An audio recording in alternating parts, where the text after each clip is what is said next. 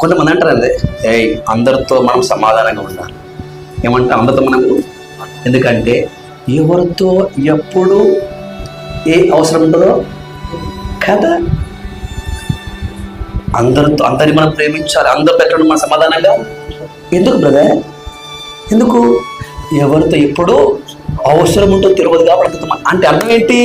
సమాధానంగా ఉన్నా ప్రేమించిన కారణం ఏంటి? మనకు ఎప్పుడైనా ఏదన్నా అవసరత ఉంటుంది. ఇప్పుడు కొట్లాడితే అప్పుడు అది మనకు ఇవ్వరు కాబట్టి, హృదయంలో ద్వేషం ఉన్న, హృదయంలో పాగులు ఏం చేయాలి? ప్రేమతో మాట్లాడి సమాధానంగా ఉండాలి. ఇది మానవ ప్రేమ. యేసు వారు మరణించలేదు, మరణానికి అప్పగించుకున్నాడు. ఇప్పుడు మన తాతలు అమ్మమ్మలు చచ్చిపోయారు, వారికి మరణము మరణించారు.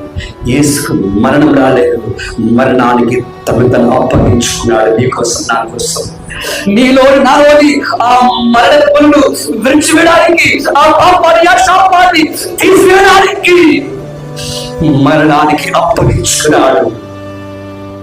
ఈరోజు ఆ మహిమ జీవిలోకి వస్తే నీ పాపం తీసివేయబడాలి, నీ మరణ ముళ్ళు విరువబడాలి.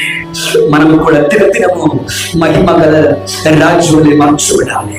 ఒక నిరీక్షణ కలిగి ఉండాలి. ఎప్పుడు ఆ రాజు వస్తాడో, ఎప్పుడు ఆ కడపలో వినబడదో, నేను త్వరగా వెళ్ళిపోవాలి. ఈ లోకం నాది కాదు, ఈ శరీరం నాది కాదు. నా కోసం గాయం పట్టబడినా, నా కోసం మరణించినా, నా కోసం శ్రమలు అనుభవించిన ఆ క్రీస్తు కలుసుకోవాలి, ఆయన కవగలించుకోవాలి. సంఘమాన్ని